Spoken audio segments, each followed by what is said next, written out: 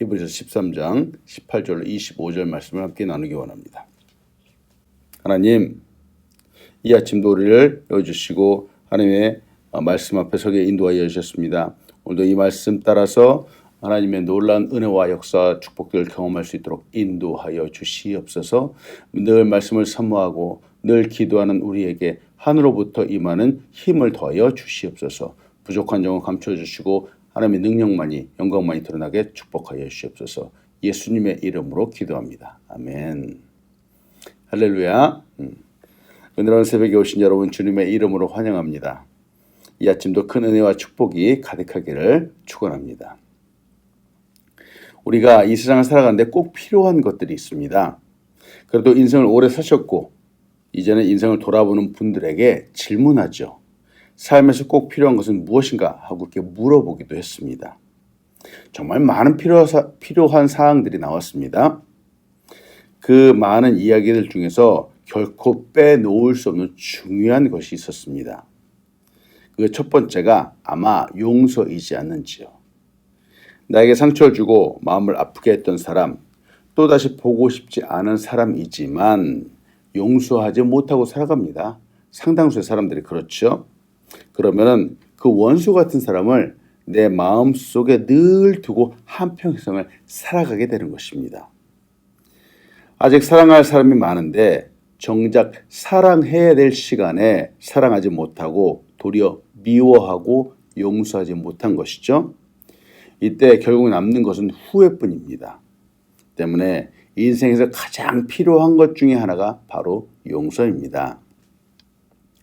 그 다음에 바로 사랑이지요. 여기서 사랑은 꼭 육체적인 사랑을 말하지 않습니다. 마음을 주는 것, 돌보고 아끼는 마음으로 그 사람을 대하는 것을 말하죠. 인간은 본래 하나님의 성품을 갖고 이 세상에 지음받았기 때문에 사랑을 해야만 됩니다. 이것이 인생의 큰 목적입니다. 사랑하기 위해서는 사랑하는 대상이 필요하겠죠. 바로 나와 함께하는 사람이 또한 필요합니다. 이렇게 사랑할 때 우리의 삶을 가장 잘 사는 것이라고 말할 수 있습니다. 이 사람들이 사람을 참 사랑하지 못합니다. 그래서 이 자기가 줄 수 있는 사랑을 바로 반려견, 동물들, 강아지와 고양이에게 쏟는 경우들이 참 많이 있습니다. 때때로 참 이해가 되기도 하지만 한편으로는 좀 안타깝기도 합니다. 그 외의 것들도 간단히 보면은 건강 꼭 필요합니다. 육체적으로 건강해야 됩니다. 아울러 우리의 정신도 건강해야 되죠. 또한 우리의 마음도 건강해야 됩니다. 이런 개인적인 건강, 이것을 갖는 것과 동시에 다른 사람들과의 관계도 잘 형성하는 관계의 건강도 필요합니다. 이때 우리의 삶 전체가 건강하다라고 말할 수 있겠습니다. 그리고도 열심과 최선을 다하는 삶이라든지 꿈꾸며 목표를 성취하는 삶 또한 아름다운 삶입니다. 이 모든 것들과 함께 은혜가 필요하죠.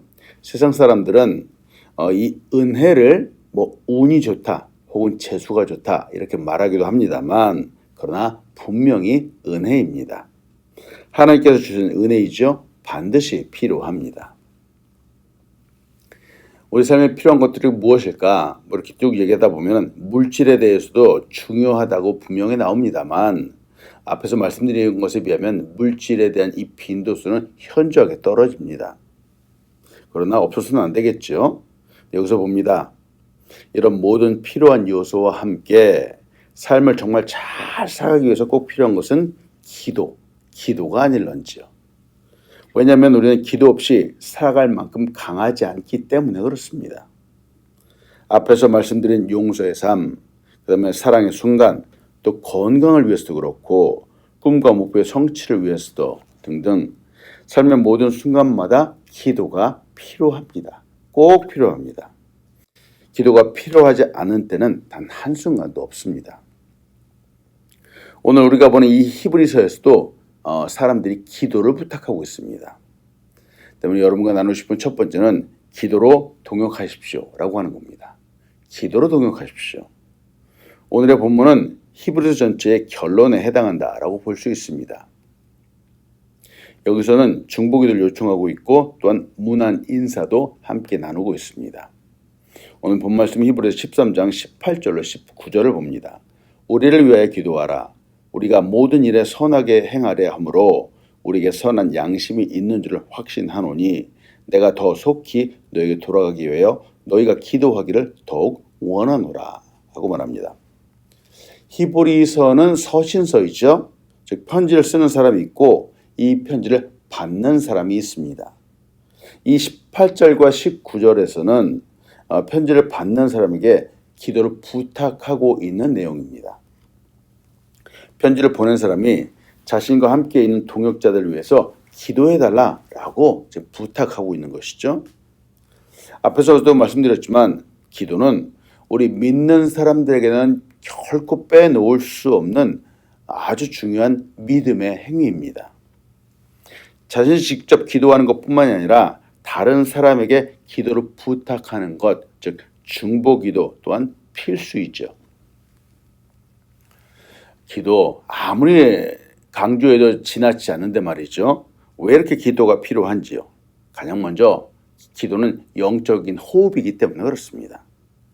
호흡, 숨 쉬지 않으면 우리 육체는 죽을 수밖에 없죠. 마찬가지로 기도하지 않으면 우리 영혼은 살 수 없습니다. 처음에는 눈에 보이지 않지만 점점 죽어가게 되죠. 또한 기도는 하나님을 섬기고 그분께 순종하는 모습입니다.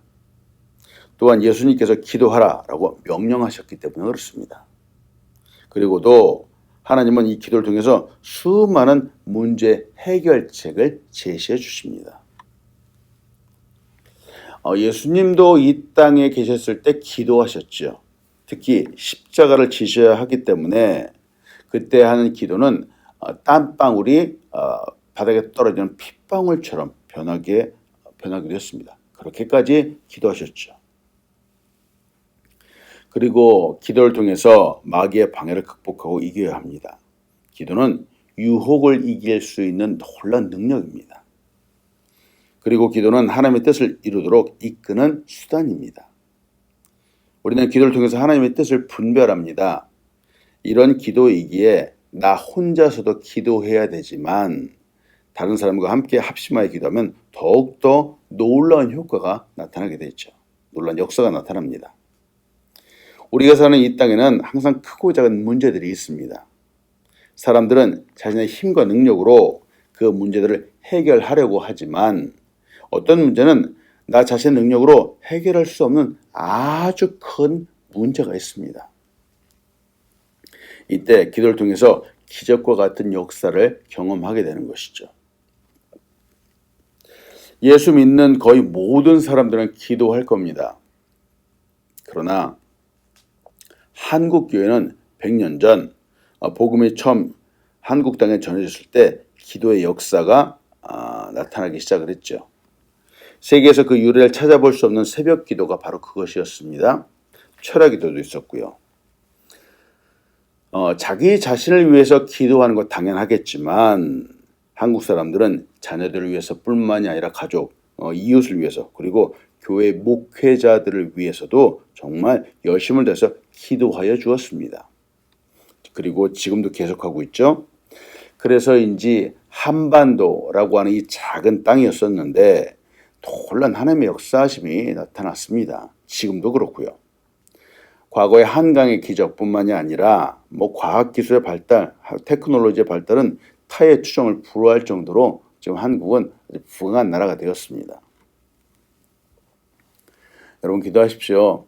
우리가 하는 기도 하나님이 다 들으십니다. 하나님이 다 들으시고 정말 하나님의 때에 하나님의 방법대로 이루어 주십니다. 요한일서 5장 14절은 우리에게 이렇게 말합니다. 그를 향하여 우리가 가진 바 담대한 것이 이것이니 그의 뜻대로 무엇을 구하면 들으심이라 라고 말합니다. 우리 하나님은 우리의 신음소리까지 들으시는 분이시죠. 우리의 기도 당연히 들으십니다. 우리가 기도할 때 특히 바르게 기도할 때는 반드시 하나님께서 들으시죠. 그리고 이루어 주십니다. 때문에 하나님께서 반드시 들으신다라는 믿음을 갖고 기도하십시오. 그리고 구하십시오. 기도가 하나님의 뜻이면 반드시 이루어지죠. 성취됩니다. 오늘도 기도의 용사가 되길 간절히 축원합니다. 아멘. 두 번째로 같이 나누고 싶은 것은 예수님을 통해서 하나님의 뜻을 이루십시오라고 하는 겁니다. 예수님을 통해서 하나님의 뜻을 이루는 우리 사람들 되길 간절히 소원합니다. 우리의 기도의 대상은 하나님이시죠. 그런데 하나님은 먼저 평강의 하나님이십니다. 평강의 하나님께서 이 평강을 주시기 위해서 엄청난 희생, 바로 예수 그리스도를 십자가에 내어주셨습니다. 오늘 본문에서 히브리서 13장 20절로 21절은 이렇게 말합니다. 양들의 큰 목자이신 우리 주 예수를 영원한 언약의 피로 죽은 자 가운데서 이끌어내신 평강의 하나님이 모든 선한 일에 너희를 온전하게 하사 자기의 뜻을 행하게 하시고 그 앞에 즐거운 것을 예수 그리스도로 말미암아 우리 가운데에서 이루기를 원하노라. 영광이 그에게 세세 무궁토록 있을지어다. 아멘. 예수 그리스도는 우리의 대속자이시죠. 또한 동시에 나의 삶의 주인이십니다. 양들의 큰 목자처럼 우리가 모든 선한 일을 행하기에 온전하도록 눈동자처럼 인도해 주시고 보호하여 주십니다. 우리가 사는 세상은 공평하지 않습니다. 부정과 부패가 있죠. 사회에서는 정의를 외칩니다만 아마도 이 세상에서는 온전한 정의가 바로 서지는 못할 겁니다. 온전한 정의, 이것은 바로 오직 하나님만이 세우실 수 있는 것이기 때문에 그렇죠. 오직 예수 그리스도를 통해서만 세워질 수 있습니다. 지금은 이제 불공평하고 편파적이지만 주님이 다시 오시는 날 그때에는 모두가 예수 그리스도 앞에서 심판받게 될 것입니다. 바로 가장 온전한 정의가 서게 되겠죠. 믿음의 선을 지킨 사람에게는 상급으로, 그리고 선을 무시하고 세상의 악을 추구한 사람에게는 영원한 심판으로 이렇게 판단되게 될 것입니다. 때문에 우리 믿는 사람들은 예수님을 통해서 하나님의 뜻을 생각하고 이루어야 합니다. 예수님은 우리를 세우시기 위해서 고난을 받으셨기 때문에 그렇습니다. 이사야서 53장 5절은 우리에게 이렇게 말하죠. 그가 찔림은 우리의 허물 때문이요 그가 상함은 우리의 죄악 때문이라. 그가 징계를 받음으로 우리는 평화를 누리고 그가 채찍에 맞음으로 우리는 나음을 받았도다. 아멘. 예수님께서 이렇게까지 상하시고 또 징계를 받으시고 채찍에 맞으신 이유는, 십자가에 죽으신 이유는 우리를 거룩한 죄로 세우기 위함이었죠. 결국 하나님의 뜻을 이루고 영광 가운데 살게 하도록 이끄시기 위함이었습니다. 하나님의 뜻을 한번 생각해 봅니다. 우리는 이 세상의 소금과 빛의 역할을 감당하는 사람이 되어야 됩니다. 우리 그리스도인 때문에 이 세상이 부패하지 않아야 됩니다. 우리 때문에 이 세상이 좀 더 맛깔나는 곳이 되어야만 합니다. 우리 때문에 어두운 곳이 밝게 드러나야만 됩니다. 이 역할들을 우리가 잘 감당하면 좋겠습니다. 하나님께서 이것을 우리 그리스도인 하나님을 믿고 섬기는 사람들에게, 예수 그리스도를 믿는 사람들에게 사명을 주셨죠. 17세기 영국의 청기호도 작가였던 존 보년은 복음을 전하다가 감옥에 붙잡혀 들어가게 되었습니다. 감옥에 들어간 그날 밤 그는 기도했습니다. 하나님, 저를 이곳에 들어오게 하신 이유가 무엇입니까? 제 인생에 이 감옥을 허락하신 하나님의 뜻을 알려주시옵소서. 그래서 이곳의 시간이 헛되지 않게 보내지 않도록 도와주시옵소서. 이렇게 기도했죠. 제가 여기서 하나님의 뜻을 이룰 수 있게 해 주십시오라고 기도했습니다. 그리고 바로 다음 날서부터 이 존 보년은 글을 쓰기 시작을 했습니다. 그가 쓴 글이 바로 철로 역정이죠. 필그림즈 프로그레스입니다. 이 책은 시대와 세대를 넘어서 지금까지도 수없이 많은 그리스도인에게 용기와 힘과 지혜를 주는 책이죠.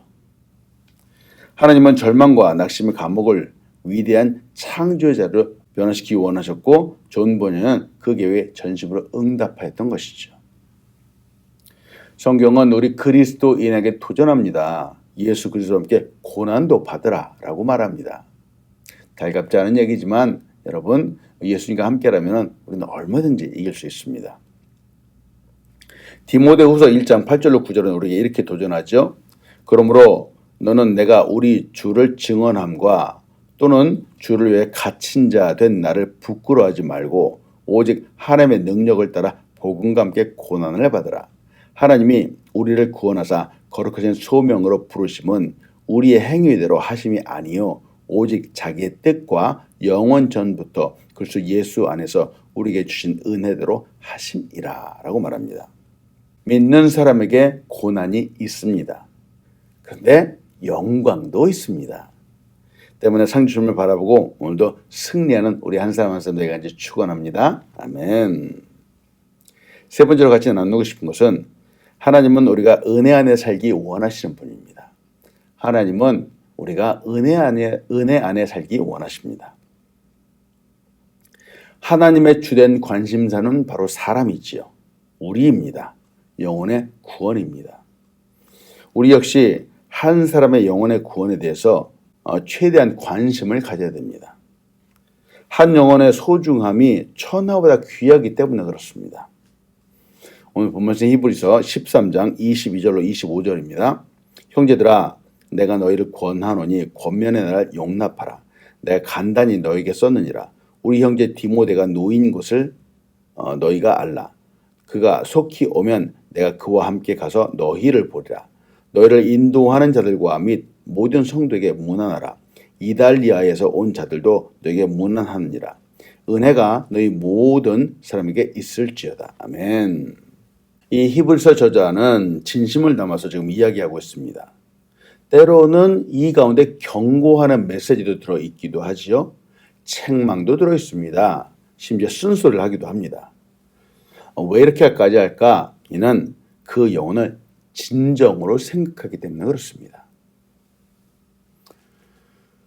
저는 성도들과 함께 생활하면서 우리 믿는 사람들과 함께 생활하면서 간혹 깜짝깜짝 놀라는 경우들이 있습니다.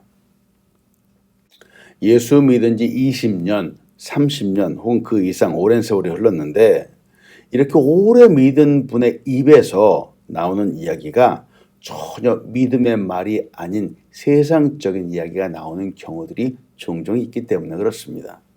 그 모습도 그렇죠. 우리 믿는 사람들은 한 영혼을 진정으로 생각해야 됩니다. 케어할 수 있어야 되죠. 그 영혼을 생각하고 사랑의 말을 해 주어야 되는데 때로는 자신의 감정에 따라서 마구 이야기하는 경우들도 있습니다. 그냥 자신의 생각에 따라서 두서없이 막 말을 내뱉는 경우들도 있죠. 소위 말해서 막말을 하는 경우들도 있습니다. 이런 모습을 볼 때 정말 놀라지 않을 수가 없겠죠. 한 사람 때문에 바로 그런 사람들 때문에 다른 사람의 상처를 받는데 정작 본인은 왜 그런지 모르고 마치 당연하다는 듯이 그렇게 생각하는 경우들이 있습니다. 나는 원래 성격이 이렇다라고 말하는 경우들도 있죠. 여러분 그러면 안 됩니다. 권면의 말을 할 때는 자기 자신을 수시로 돌아보아야 됩니다. 다른 사람의 눈에 티가 보일 때 사실 나의 눈은 대들보가 있기 때문에 그렇습니다. 우리는 이 손가락의 모습을 보아도 잘 알 수 있죠. 손가락으로 지적하면서 상대방을 이렇게 가리키는 경우들이 있습니다. 상대방을 가리키는 손가락은 하나이죠. 그런데 이 뒤를 보면 나를 가리키는 손가락은 무려 3개나 됩니다. 이 말은 즉 나 자신을 먼저 돌아보라고 하는 뜻입니다. 나 자신, 상대방을 한 번 지적하지만 나는 3번을 지적당할 수 있다라고 하는 뜻이죠. 말을 할 때는 하나님의 대사로서 때로는 참아내기도 해야 됩니다. 때로는 기분 나쁘지 않게 정말 좋은 말을 해 주어야 되기도 합니다. 이제는 말 한마디가 그 사람을 위로하고 격려하고 칭찬하는 말이 되어야 되죠. 이것이 그리스도인의 아름다운 덕입니다. 은혜를 나누고 사랑을 나누는 것입니다. 말씀했습니다. 우리 여러분, 우리 히브리서를 보았습니다. 오늘 이 말씀을 통해서 우리의 삶의 모든 순간순간마다 하나님의 놀라운 역사와 축복들이 가득하기를 원합니다. 믿음서도 좀 보았었고요. 끝으로 이제 기도하는 모습들도 좀 보았죠. 매일매일 매 순간순간 예수 그를 닮아가면서 성숙하는 우리 사람들이 되기를 이제 축원합니다. 아멘. 기도하겠습니다. 하나님, 한 달 동안 히브리서를 잘 보았습니다. 이 말씀을 통해서 우리 사람들의 삶 가운데 변화들이 나타나게 인도하여 주시옵소서. 우리의 생각도 변화되고 우리의 인생도 변화되고 우리의 마음속에 큰 믿음들이 성장해 갈 수 있도록 인도하여 주시옵소서. 감사합니다. 예수님의 이름으로 기도합니다. 아멘.